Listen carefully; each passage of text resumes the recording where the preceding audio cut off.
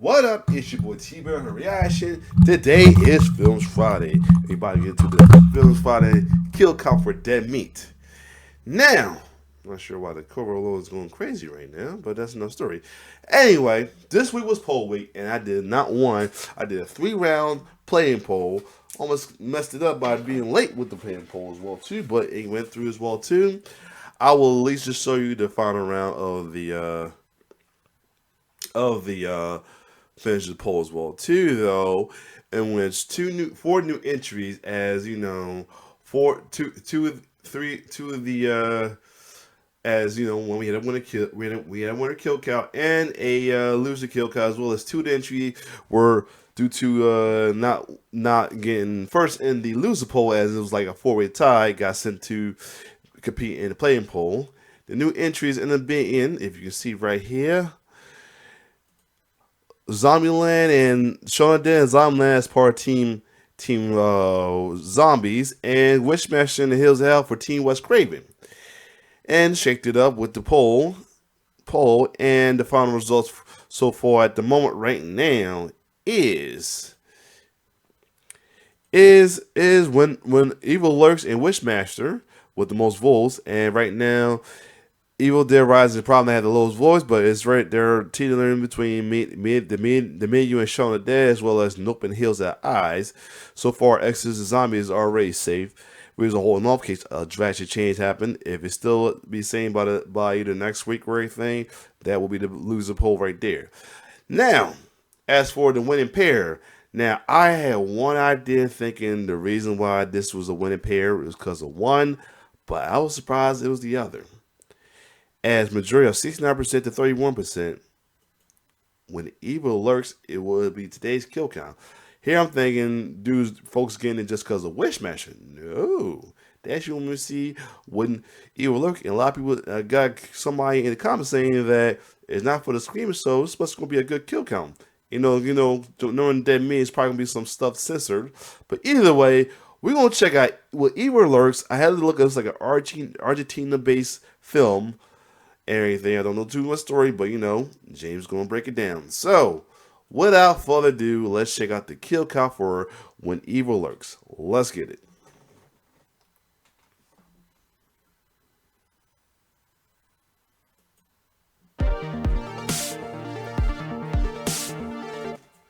Welcome to the Kill Count, where we tally up the victims in all our favorite horror movies and show you how they were made. I'm James A. Janice, and today we're looking at When Evil Lurks, a Spanish-language Argentinian film from 2023. When Evil Lurks comes from writer-director Damien Rugna, the filmmaker behind 2017's Terrified. It follows a pair of rural brothers as they navigate an outbreak of demonic possession. It's pretty unique among possession films by eschewing religion entirely. La iglesia murieron, doña. Instead, this demonic infestation is akin to a viral pandemic. As such, there are protocols in place that are supposed to manage and contain possessions, but people's unwillingness to follow those rules causes things to continually spiral out of control. It sets the evil of demonic possession against the real-life evil of local politics and apathetic disbelief. There are a lot of parallels between the movie's infestation and COVID, but Rugna had a different inspiration: the health issues arising out of widespread pesticide use in Argentina, often by landowners who don't even live in the country. The movie works on both levels, as well as many others, some of which I'll undoubtedly miss. As with most foreign language films, my caveat for this episode is that I might fall short with cultural insights or pronunciations. Apologies in advance. When Evil Lurks tells a fairly intimate story, but feels much bigger thanks to its world building, which is drip-fed over the course of the story. It keeps you engaged as you piece things together, thanks largely to the phenomenal cast. Ezequiel Rodriguez in particular is a powerful lead as an absentee father with a complicated past. Plus, dude, the gore in this movie is hard to beat. There's so much of it, all of it gnarly and practical. There are kills in here you have to see to believe, including one that took home Best Kill at the Dead Meat Horror Awards. In fact, When Evil Lurks won all 4 of its nominated categories. Our fans started calling it When Evil Sweeps, but that doesn't matter to YouTube, who can't appreciate good gore or intelligence.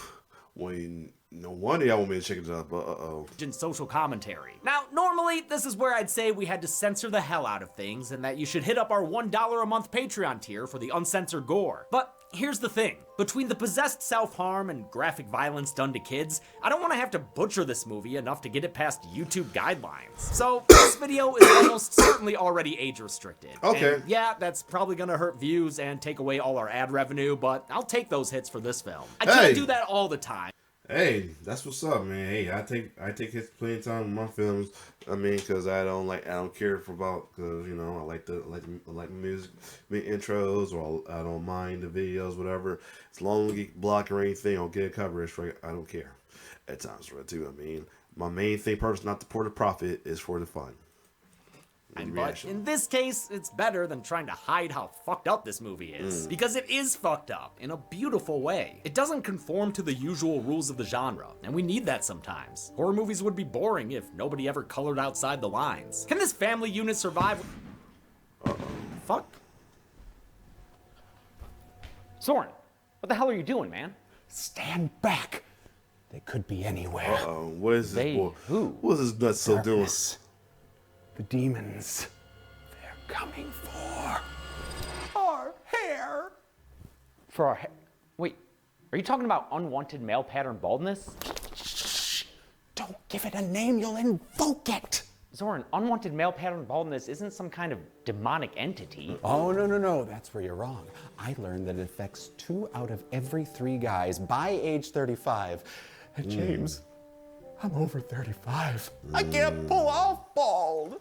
Oh, I think you could. That's why I trim my hair down to avoid that, because my hair was pulling, because how long it was. Especially with that stash. But either way, you don't fight it with a gun, man. Do what I do and fight it with today's sponsor, Keeps. Keeps offers both FDA-approved treatments for preventing hair loss and stimulating hair growth, all delivered in discreet packaging on a schedule I choose, whether that's every 3, 6, or 12 months. I don't know, James. I've been alone in this fight for so long. Oh, but you don't have to be. As part of your Keeps treatment plan, you can get matched with a licensed provider who will tailor a treatment plan to your needs without ever having to visit a doctor's office or pharmacy. And if you have questions or concerns, you can message your provider or the Keeps care team 24/7. That does sound like a good approach. Ooh, guess I just got a little carried away. Been playing a little too much Resident Evil. Oh, hey, ha. Okay, yeah, that is horrible gun safety, so I am just going to Seriously. forever. Seriously. But glad I could help. Seriously. You can get started with a special offer by know going to it's funny, but still. keeps.com/deadmeat or clicking the link in the description. That's keeps.com/deadmeat. Can this family unit survive with demons literally tearing them apart? Let's find out and get to the kills. The movie begins with the sound of gunshots. Pedro and his brother Jaime aren't sure if they came from their land or the forest next to them. They gear up to check it out in an uninterrupted one-shot, all while Pedro sucks air through a cig the whole time. Damn, man, take a breath. So much smoke need oxygen. They ain't steadily counting them Benjamins, because they're poor farmers in rural Argentina. Writer-director Damian Rugna wanted a rural story, since most possession movies take place in the city. At dawn, the brothers head out to their property line to see what the heck was making all that gunfire. They find a hand, but I don't think that's enough for me to count a kill. Oh, never mind, there's a half a person there. I'll go ahead and put him on the count. Who is it, though? I don't know, man. You tell me. All I'm looking at is a pair of pants. Nearby, they discover the body's belongings, which includes a case full of Scream-used props from National Treasure.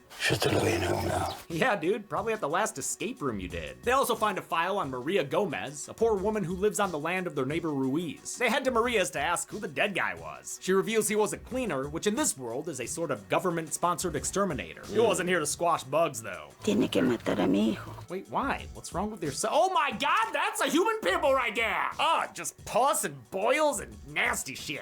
Está encarnado. Está embichado hace rato ya. Maria's son Uriel is patient 0 of a possession, which in this world is akin to a disease. Cleaners, like the one they found dead, are exorcists who can safely take care of the possession. The possessed people they treat are referred to as rottens, and Uriel is rotten as Maria and her youngest son Eduardo have been taking care of Uriel for an entire year. That's how long their request for a cleaner took to process. Pedro and Jaime head to town and report the possession to the local authorities, but they're skeptical of its authenticity. Hay muchos casos de encarnado que terminan haciendo cualquier cosa. cosa. They say possessions don't happen in small towns like theirs, and even if they did, their hands are tied by red tape. Hay un protocolo para estos casos. Nosotros llamamos, viene salubridad, ellos lo resuelven. Listo. Rugna wanted to portray the government corruption and class struggles that plague Argentina, both of which were exacerbated during the pandemic. He didn't have these social elements in mind when he started writing, but said they naturally came out on their own. The brothers take the issue to Ruiz, the wealthy neighbor who owns the land Maria lives on. In contrast to the bureaucratic cops, Ruiz is a paranoid truther who blames the infestation on the government. Esto lo pusieron ellos. Fue el Estado. Me quieren sacar mis tierras. When he finally sees it for himself, he spits out classist rhetoric at his tenants, saying their kind contaminates things. Mira lo que trajeron. Trajeron lo peor que podían haber traído a mi tierra. He tries to take matters into his own hands with his boomstick, but exorcism is a delicate matter. If he pops that pimple himself, he'll be covered in the pus of possession. Oh, ew. The possessed Uriel encourages him to do the deed, since it'll only make things worse. This demon, like many demons, is just the most profane little edgelord you've ever heard. It even says it'll possess Ruiz's unborn baby, but that's thankfully not enough to get Ruiz to pull the trigger. Unwilling to leave his land, Ruiz recruits Pedro and Jaime for Plan B, which is dumping Uriel on somebody else's property. Then it won't be their problem. I love how much effort it takes them to even figure out a way to move this thing. I mean, he's so huge. Must have eaten way too much lemon pudding. Ah, man, he's leaking like a cheap garbage bag. Just coffee flopping his naked butt on the ground. This is where the subtle dark humor of the movie begins to emerge. It's almost slapsticky the way these idiots load that goopy boy into the truck. They drive him out into the countryside, and when Ruiz starts celebrating too early, he almost hits a little kid. And then the bastards cuss down the kid after almost killing him. Iba a la escuela el pelotudo. As you might have guessed, that reckless driving dislodges their contaminated cargo. Even though, can we get a replay on that footage? Yeah, I don't see no bloated corpse anywhere near that kid. Still, Ruiz figures they're far away enough that it's fine. Oh, Ruiz, if only that were true. The next morning, Ruiz is called outside by his pregnant wife, Jimena, who points out a goat that's acting spooky. I think it's that one? Or, wait, that one? How can we know which one she's... Oh, it's that one. That one for show. The goat who stares at men is obviously possessed, and you ain't supposed to use a firearm on a possessed being. But man, that goat really goads Ruiz into it, stepping forward and just being like, do it, bitch. I fucking dare you. Oh, shit, and then he does. Oh my god. He's immediately axed in the face by his wife, who had warned him not to shoot that damn goat. In an effort to contain the demon's influence, Jimena then sacrifices herself by taking the 5 hacks. Goes for 6, but doesn't quite make it. Damn, man, that is dark. Pedro and Jaime are paid a visit from Eduardo, who tells them Ruiz is dead and that his mother has run away. He also reminds them of another rule when it comes to dealing with the possessed. No usa la luz eléctrica. Hace sombra que atrae la maldad. Eduardo wants to spend the night, but Jaime says no. Pedro at least offers him their barn for the price of 1 gun. Thank you, small orphan child. Now go on and get. The brothers get out of there the next morning, leaving behind everything they own. They don't want to risk taking anything that might be infected. Pedro lays out their plan in a VO. Vamos pa'l pueblo.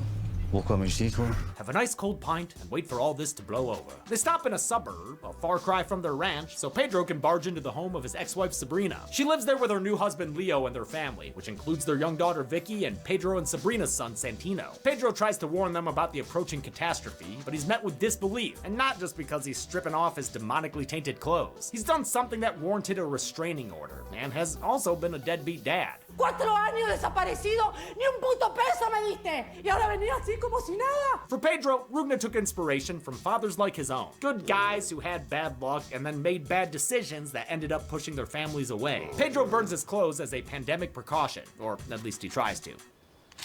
La concha. ¿El alcohol? Oh, thanks, Leo. I'll go down. Problem is, we saw the family's dog Roger sniffing through that laundry before he burned it. We've learned that animals are the first to be affected, so this whole time, we're just waiting for something bad to happen while these people scream at each other. Oh no! In one of the most No! Oh my god!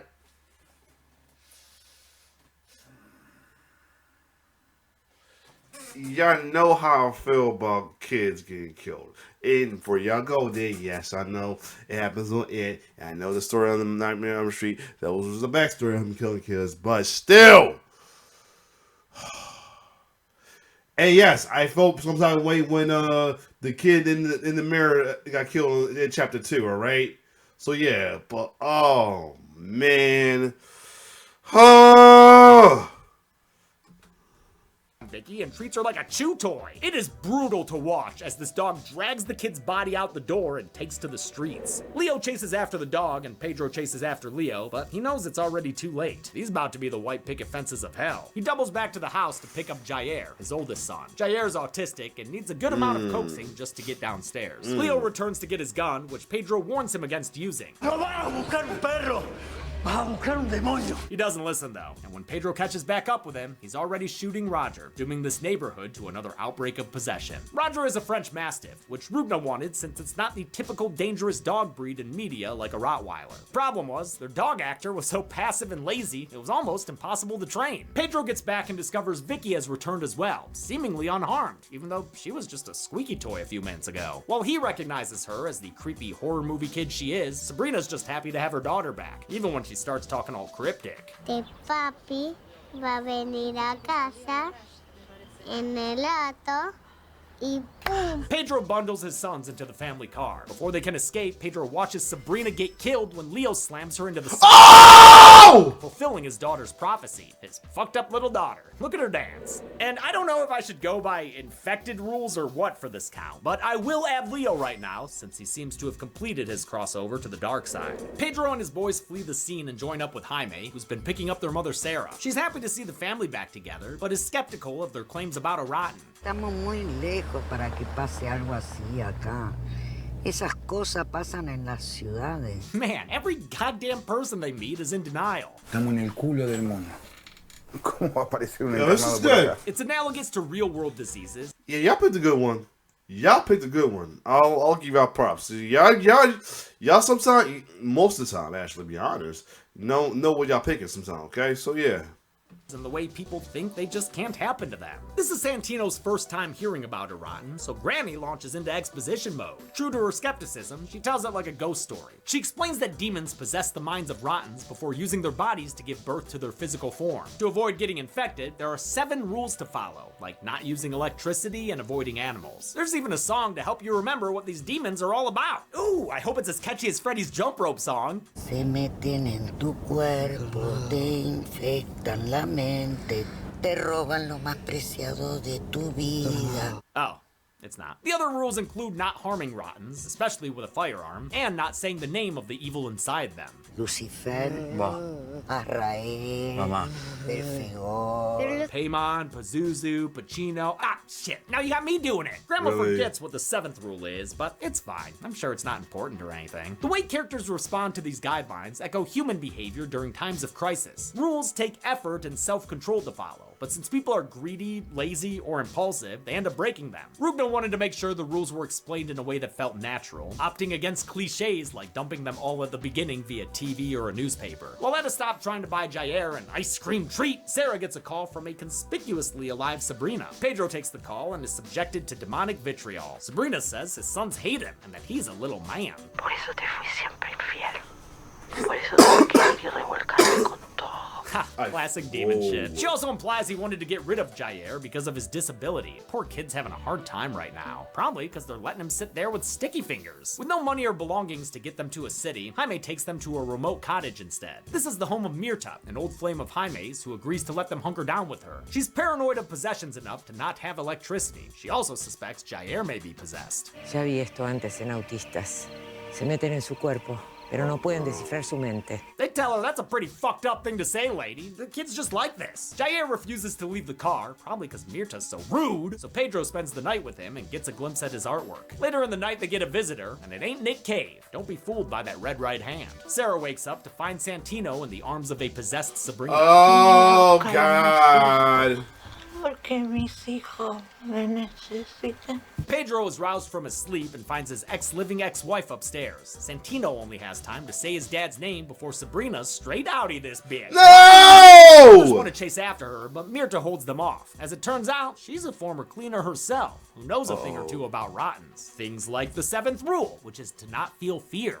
Ella no hubiese venido hasta acá si usted no tuviese miedo de que ella venga a llevarse sus hijos. Oh, well, that would have been good to know earlier, Mom! Mirta explains that these demons manipulate and feed on fear, which is why Pedro can't go after Santino. Su miedo a perderlo va a ayudar al demonio. The current chaos they're experiencing is part of the Rotten's birthing process, a period of time before the gestating demon can take on a physical form. To stop that from happening, they're gonna have to go to the source, meaning Uriel, you know, human pimple guy. That's easier said than done, since these two dinguses lost him in the middle of nowhere. Qué imbéciles que son. Yeah, that's kind of their thing. Right. They split up, with Jaime going after Sabrina and Pedro taking Mirta to the area they dumped Uriel's body. During their drive, Mirta reveals her backstory. She and her husband were con artists running a fraudulent church 12 years ago, before the outbreak of Rottens ruined that gig. Dios murió. Y los tiempos de las iglesias se terminaron rápido. This loss of faith was hinted at earlier with Maria Gomez. Le hemos prendido su velita al santo. Las iglesias murieron, doña. As penance for their unholy hijinks, Mirta and her husband were trained to be cleaners by a sect of monks called the Cobras. Hell yeah! But recent years have seen cleaning become increasingly dangerous. Mirta's husband was eventually murdered on his way to a job, just like the one who had been heading to Maria's. Mirta tried to have a fresh start in the forest, but worries she might have brought work home with her. ¿Y si la maldad finalmente me encontró en la cabeza de Jaime? ¿Y si hubiera infectado este pueblo solo por mí? Wow, main character syndrome much? Not everything's about you, Mirta. Jaime is hot on Sabrina's trail, but he's gotta keep his headlights in scary flicker mode lest he attract evil with electricity. He eventually catches up to Sabrina, but as he drives up next to her, he finds her scraping out Santino's brains like he were a jar of peanut butter. Oh man, and she is sloppy with it too. This is seriously so fucking gross. This movie is not afraid to kill. I haven't said this. I don't think I've said this in a while. My Demi Kill Mouse. Y'all, I haven't said my infamous line for this, but that is fucked up. That's fucked up. This whole thing is totally fucked up. That's all I'm gonna say. This whole thing is totally fucked up. Little kids. Jaime responds by revving his truck and running Sabrina down, pancaking her against a nearby tree. Despite her brain fucking leaking out of her forehead, oh my Christ. I don't think I can add her to the count right now. She's still got enough kick to discuss a past infidelity between her and Jaime. Dijiste que me amaba. I wonder if that means he's Santino's real okay, I'm sorry. Hey Jaime, you want to plug a finger in there or something? When Evil Lurks was co-financed by Shudder, but according to Rugna, he was given complete creative freedom. He wanted to make a horror movie for horror fans, which is why he included so many shocking scenes. His inspirations included The Evil Dead, The Wailing, and The Cruelty of the Road. Back at home, Sarah is joined inside by Jair. Tengo hambre. Y frío, abuela. ¿Me puedes hacer algo caliente para tomar? Huh, something's different about Jair. Did he get a haircut? Or maybe Mirta was right all along. Pedro finally reaches the area where they lost Uriel. Mirta knows enough to refine their search to a nearby school. A la maldad le gustan los niños, y a los niños les gusta la maldad. Yeah, that tracks. Sure enough, they find the school abandoned, save for a classroom full of begooled out students. Damn, really burning the midnight oil there. Big test tomorrow? Nah, these kids have got something wrong with them. Like, something really wrong with them. They band together to protect and hide the evil demon. And look at that! Another little hellion is arriving right now. It's that bicycle boy from earlier, and he joins the others as they misdirect Pedro, telling him that Uriel's in different places. He gets so pissed, he starts smacking the shit out of a little girl. Simmer down, Pedro. This ain't a boarding school. The demon's appeal to children was meant as a metaphor for fascism's appeal to young people, and the way its ideas can spread like a possession. They realize Uriel is at the school. Somehow, the little bastards dragged him in here and buried him beneath the theater stage. They also got their hands on some lime and used it to mask the smell of the dead parents and teachers they've killed. I can see at least 5 bodies in there, so I'll add them to the count. And though we do get this exchange, Hay un amigo. No importa, saca el embichado, Pedro. I'm gonna go ahead and ignore it, cause spoiler alert, these people do not wind up at a hospital receiving medical attention. Beneath this body pile is the big man himself, and Uriel is a big man, which is gonna be a problem. Mirta needs him out in the open to complete the cleaning, which uses this big bad telescope cannon thing or whatever. She warns Pedro not to run or be dumb, but come on Mirta, you know who you're talking to, right? Pedro only has a hammer to take the stage apart, but that girl he kicked the shit out of suggests a fire axe in the office. office. Mirta warns him that it's a trap, but he can't think straight with Uriel egging him on. Por San Diego, no lo deje morir. Todavía lo puede salvar. The mass of Uriel was achieved through a combo of puppetry and post-production tweaking. The large puppet had 4 people inside the body, using pipes to control his movement and pumping out liquids. The face was replaced with VFX. The puppet was created by effects artist Marcos Berta, who previously worked with Rugna on Terrified, where he made that fucking nightmare child with a glass of milk. Berta also created a super realistic Ruiz puppet that was used for the axe hacking scene. His excellent work won him a prime rib for best practical effects, which he actually has listed on his website. Oh man, that's so fucking cool to see. Uriel reveals that Pedro nearly killed his kids while trying to kill himself some time ago. That's why Sabrina had a restraining order against him. We've been getting hints about the incident all movie. ¿Ese es tu hermano el que tapó la salida de la estufa?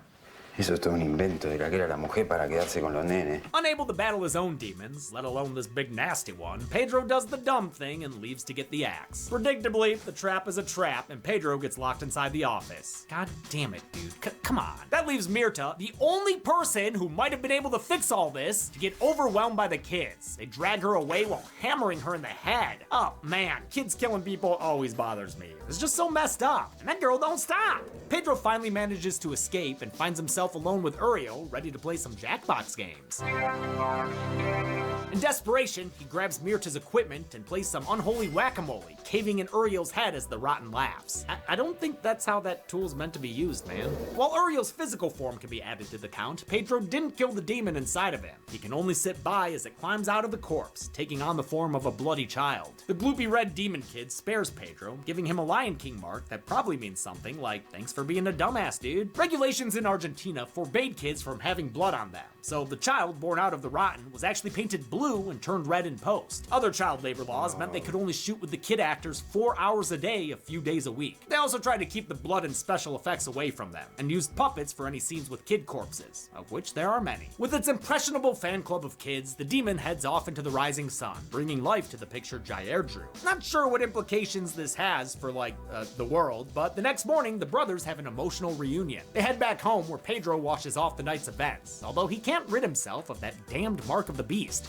looking like he fell asleep first at a bachelor party. Jaime discovers that Eduardo is still hiding out on their property. The kid confesses that he was the one who murdered the first cleaner under the demonic influence of his brother. He also reveals that he killed and ate his mother Maria off screen, so I'll go ahead and add her to the count now. Eduardo implies that Jaime's own mother has met a similar fate. Sure enough, after giving Jair some ice cream, Pedro notices his son choking. In one final disgusting little addition to the movie, Jair coughs out blood and hair and all sorts of nasty shit. Oh, God, I'm gonna hurl. The source of his clog is Sarah, confirmed when he spits out the necklace we saw her wearing earlier. It's a devastating revelation. And yo, what the fuck was that, Jair? The movie ends with a long take as Pedro has an emotional breakdown outside. How many kills were lurking in this pandemic-wide possession? Yeah, they're giving me this kill count because it was a good kill count, but it's definitely one of the ones where none of the movies where I said the whole kill count was just fucked up, just straight fucked up. Jesus Christ. Anyway, film. Let's find out and get to the. Y boom.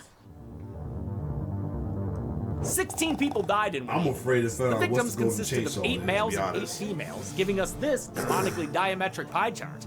We've only seen this count and breakdown twice before on this show, in Friday the 13th Part 7, A New Blood, and American Psycho. With a runtime of 99 minutes, When Evil Lurks had a kill on average every 6.19 minutes. Golden Chainsaw for coolest kill could honestly go to most of the ones in this movie, but I've got to give it to Vicky based on sheer shock value, and the fact that it won Best Kill at the Dead Meat Horror Awards. I still can't believe they killed a kid like that. Dom Machete for lamest kill will go to Maria, since it's an off-screen kill that doesn't even have any on-screen upchuck like Sarah's did. And that's it! When Evil Lurks was released in 2023 and was Shudder's first Spanish-language co-production. Muy bien! Until next week, I'm James H. Neese.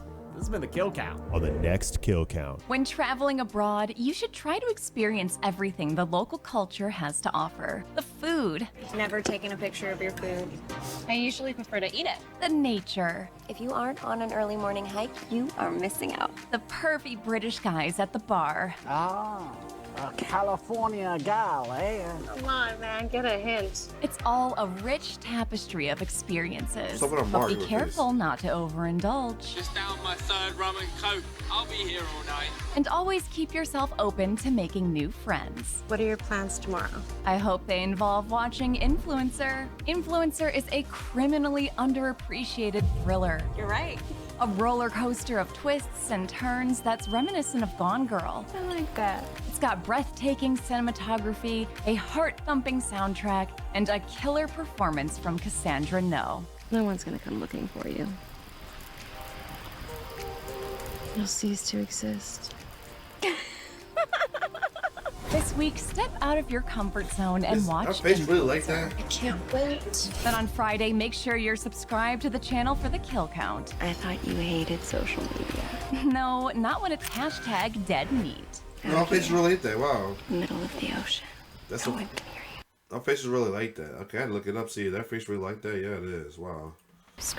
Influencer can currently be watched on the pictured streaming platforms. Demi always recommends you watch the movie for yourself before its kill count. It's the only way to have your own properly informed opinion. Kill counts are never meant to replace the experience of watching a film. Thanks a lot for watching this kill count for When Evil. There you have it. Oh man, that was a brutal kill count right there.